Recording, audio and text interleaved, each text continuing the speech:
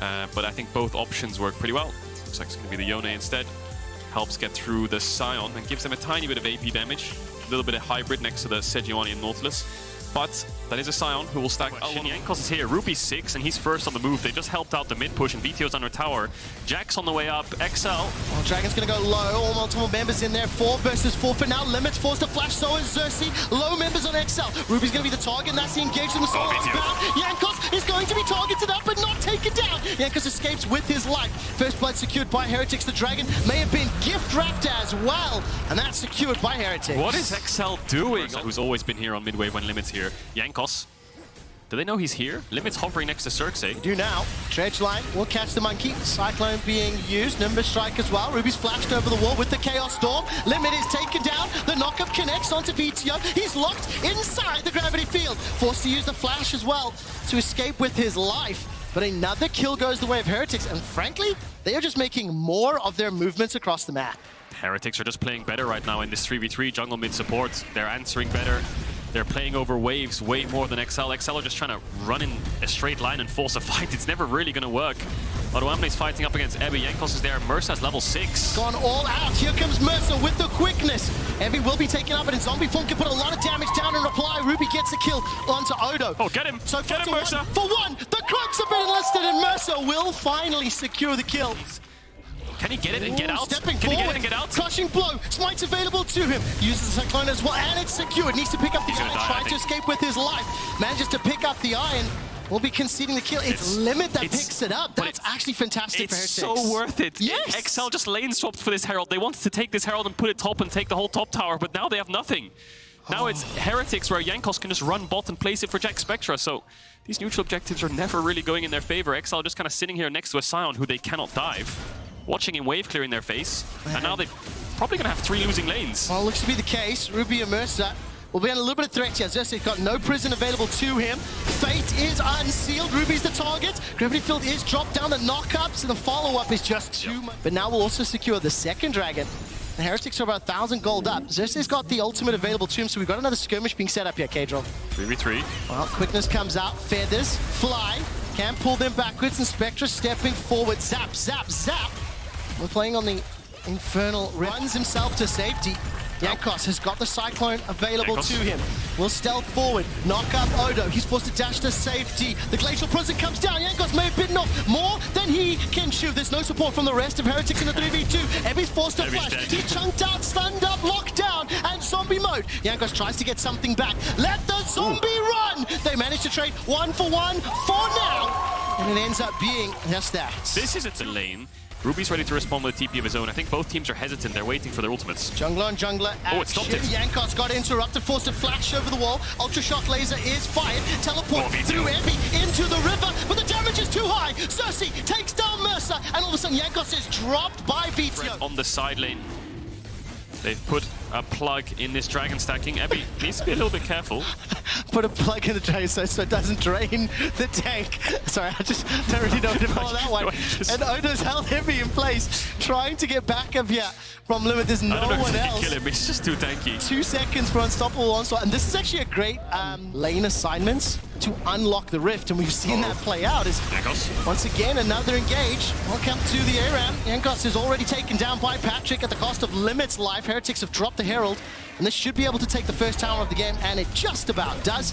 So advantage once again overall, but VTO, does he fancy himself? This game just so crucial for both of these teams. XL need to start picking up these wins. They've already played against the hardest teams, and Heretics need to get off to a win somewhere. 0-3 right now. They need to get involved. Need to get into that top 8. What do you think of the mid game from what you've seen of Heretics over the last 3 games that they played? Because they do feel to me like they're in control of the pace of the game. Yes, it's a small advantage. Yeah, exactly. It's not exactly a fair fight. And I think when you do look at the composition as well, for XL, because when they do group up, Ruby's... Otherwise, he's going to be the one that gets collapsed on, actually. Well, Ebby's going to be the target, just like you said, Kadril. Odo's trying to step in between the rest of Heretics coming down from the rift, but Odo's the one that's losing out this fight. Multiple members of XL have arrived to the fray. Time to go all out. XL still unable to find the kill just yet. Now zombie mode has been activated. Heretics running for their lives, and all of a sudden it's VTO. He's pushing the mid wave. He's shoving the minions forward, hopping, chasing over the wall. Team Heretics trying to get another. They take down Limit, turn their attention over to Patrick. Feather Storm up and block to safety. VTO seals the fates for Heretics. Odo gets at least one back, but they're going to run for their lives. They don't have the HP, they don't have the damage, and it's XL that are rooted and stepping away. Ruby's tempo on the spot side of the map. We're going to find out. Look at the timers here. All of a sudden, Ebby has respawned. He's leaving the base with Mercer. Dragon number 3 secured at 23. He's the base still. He's going to push out mid. Bot waves crashing, top waves. XL have a lot of waves to catch here. And there's more ultimates available for Heretics, so if this fight breaks out right now, as it has, the Cyclone's been dropped. Spectra hops over the wall. Limit's going to pull at least one member forwards, but the quickness from Mercer, locking up, stunning up, and XL are dumpstered inside their jungle. Those ultimate cooldowns. No vision in this pit for XL means that it's pretty impossible to steal it. Patrick doesn't have a ward either, so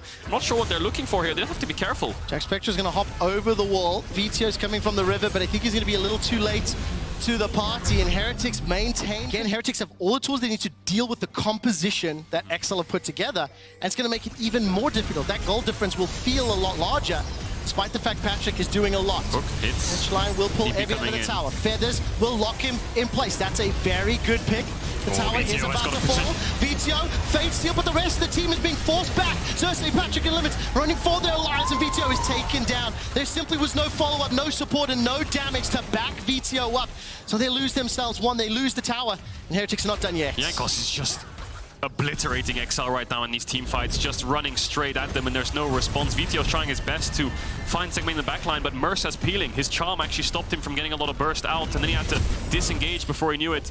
Didn't get any of the health bars down. Ebby's just kind of doing his own thing. He's living in his own world, but Hook hits Jack. It does. He's still got cleanse. He's still got flash. That's a kill, maybe. Use it. Jack's going to hop over the wall. All sums down.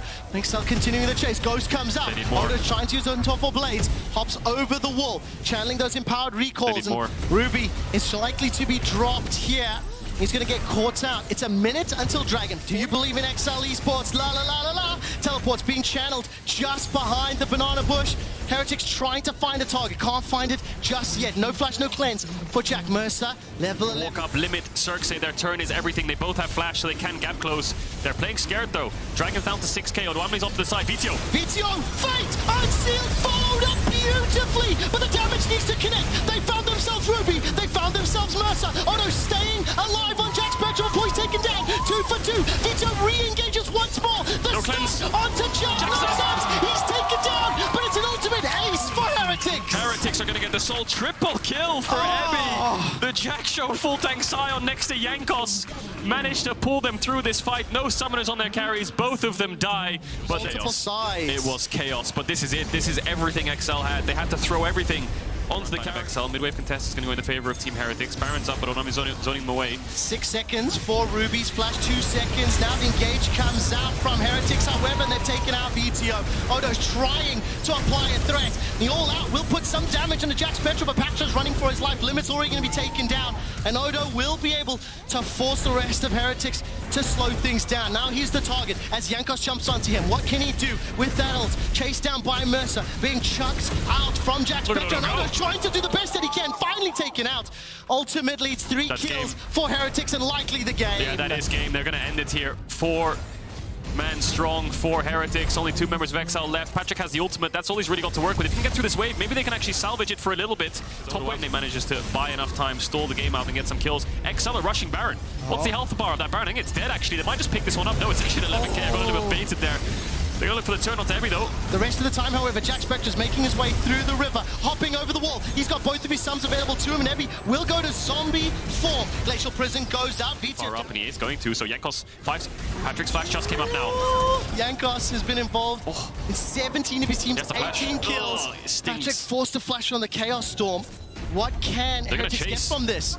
The unstoppable onslaught is thrown down. Sion curving around the corners. Uh-oh, Patrick. Smack that birdie in the face. That's what Jankos wants to do.